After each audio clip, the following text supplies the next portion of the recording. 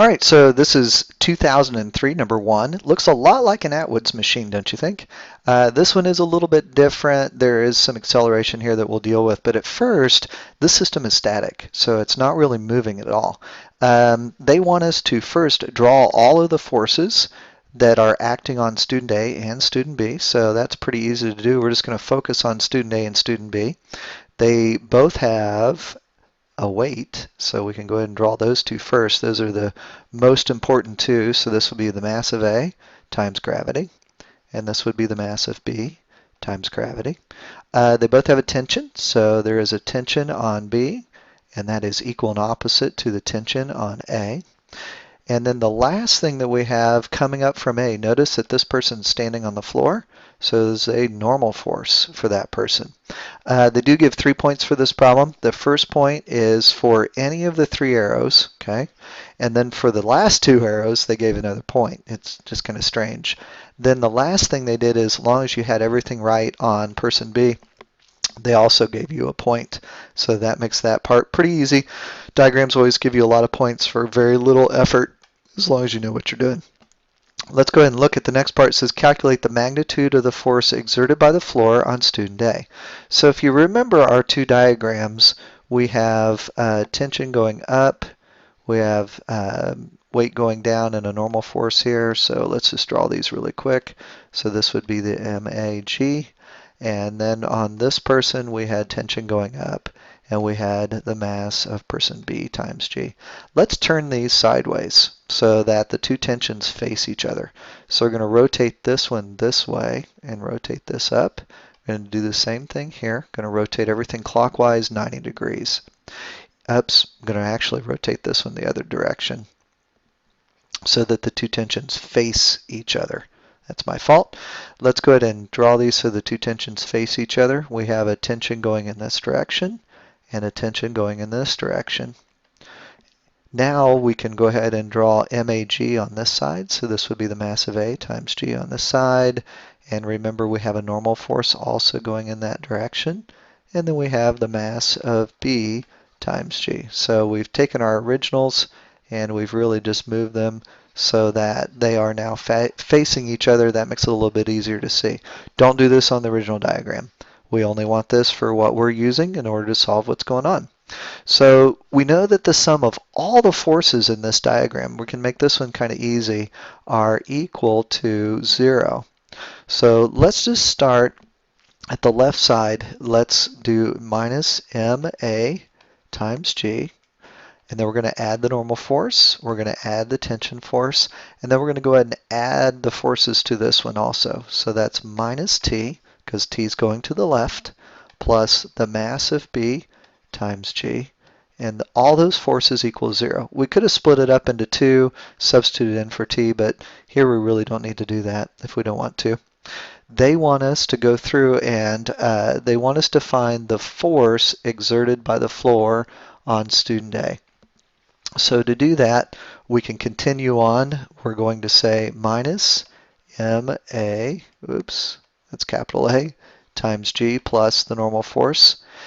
The two tensions get crossed off, and so we've got plus MB times G. Now that's equal to 0. Let's leave N on this side, and that's equal to, then we're going to move the the MAG to the other side, so we add it, and then we're going to subtract MBG from both sides. So here is what we have. Now we can factor out a factor out a G.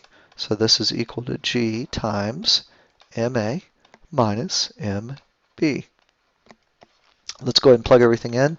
This is 10. And then MA is 70, MB is 60, and now we have 10 times 10 would be 100 newtons, and that is the answer that you want. For this part, you actually get 1 point for this, 1 point for setting them all in, and then you get 1 point for plugging everything in and getting your final answer. For part C, this is where it gets a little bit more difficult, but it's really not too awfully bad. It says student B now climbs up the rope at a constant acceleration of 0.25 meters per second squared. So now we've got person B. So here is MB times G. And we've got tension, and this person is climbing in this direction with an acceleration of A, which is about 0.25 meters per second squared. So at this point, we know the sum of the forces on person B and person B only are equal to mB times the acceleration. Tension is going up, that's the direction they're moving, so we're going to make it positive, minus mBg is equal to mB times A. And so now we can solve for tension by just adding mBg to both sides. So that would be mBA plus mBg. We know that this person's mass, if you remember from the diagram, is 60 newtons. So we're going to 60 kilograms, sorry. This is going to be 60 times 0.25 plus, and then we've got 60 times 10.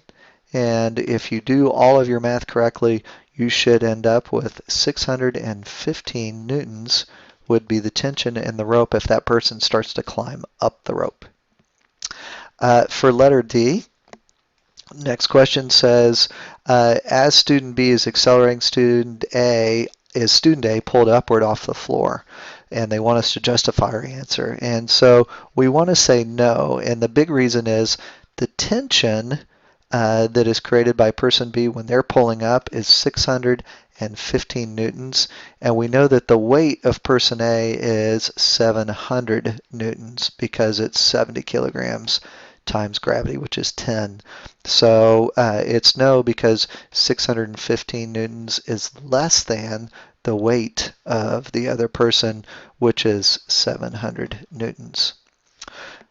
And you end up with 2 points for that one. For part E, this is the last part, they want to know what is the minimum acceleration that student B needs and to climb the rope to lift student A upward off the floor. So we've got to make enough force of tension. So your tension here has to be equal to or greater than MA times G. And so remember, we said that this is about 700 newtons. So the tension would also have to be 700 newtons going up on person A in order to start to lift them off the floor. So let's go ahead and try to figure out how we're going to tackle this one. We said in the last part that the sum of the forces on B, so that's a person to the right, is equal to MB times A. So we also said that since the tension was going up, we could do that minus MBG is equal to MBA. And if we think about person B, we've got the tension going up, and we have MBG on the way down. We know that this person is accelerating in the upwards direction, and that's where we get this equation. So at this point, we don't want to solve for tension, okay? But we do know that the tension needs to be at least 700 in order to start accelerating that person up. So let's solve for our acceleration. We already have acceleration on a side all by itself, so we just need to divide both sides by mb. So we're going to do that. We're going to divide this side by mb and divide this side by mb. When we do that, we end up with the acceleration is equal to the tension divided by mb, and then the mb's here cross off, and that would be minus g. So we said that this tension right here needs to be 700 in order to lift person A off, so that's 700 over the mass of person B, which is 60 kilograms. And we're going to subtract 10 meters per second squared for gravity.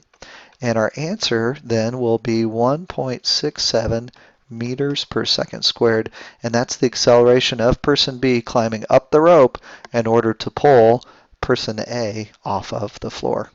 That problem is actually worth 3 points. You get 1 point for doing this guy right here. You get 1 point for setting everything equal and getting this equation, and then you get 1 point for filling that in and getting the right answer.